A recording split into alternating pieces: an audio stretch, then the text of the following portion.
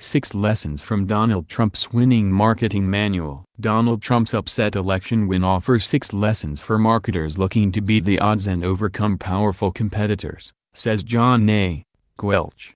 Donald Trump's victory may be a surprise, but not to astute marketers. Here are 6 important lessons from Trump's brand marketing playbook.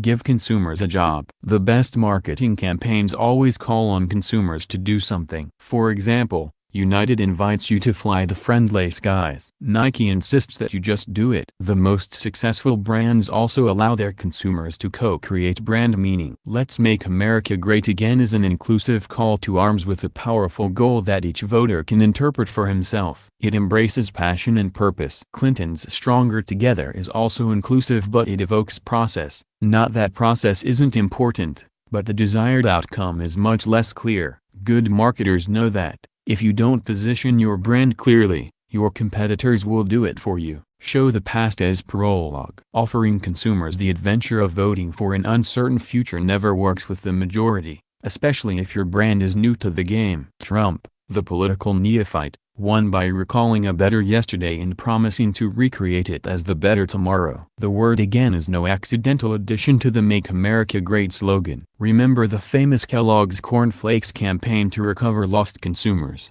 Try us again for the first time. For millions of Americans in the Rust Belt, the good old days really existed and they voted to bring them back. Pursue forgotten consumers. Most financial firms chase the same high net worth prospects, ignoring or at best taking for granted millions of modestly prosperous people. Trump turned the Democrats' commendable embrace of diversity on its head to invoke the forgotten man, winning over lunch bucket Democrats overlooked by their party as well as bringing in new voters and energizing lapsed ones. At the same time, almost all Republicans came home to vote for their nominee. Good marketers always know how to balance new customer acquisition with customer retention. Sizzle beats steak. Clinton was always going to beat Trump on the sake of experience and policy knowledge. A new brand can't afford to get lost in the policy weeds. Hence, Trump's campaign persona and his contract with the American voter offered more sizzled. Painted in broad brush strokes, the contract emphasizes goals and outcomes,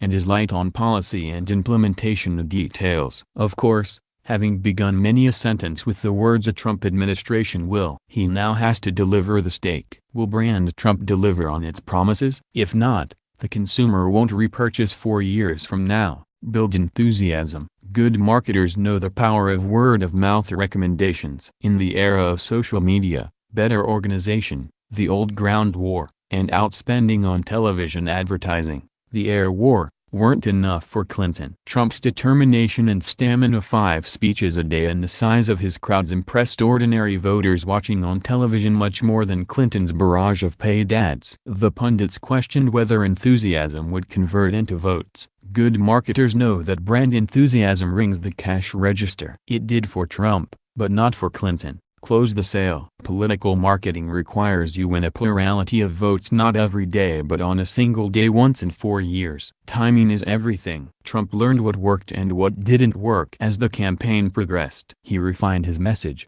suppressed the ad hominem insults, and peaked at the right time, confounding the pollsters and media pundits. In every recent speech, he repeated the same messages, inviting voters to imagine the future if they bought into the promises of a Trump administration. He confidently asserted, "We are going to win this state, we are leading in that state." Consumers not only want to back a winner, they want to back a brand that sees itself as a winner. And they want to back a brand that other people similar to themselves see as a winner.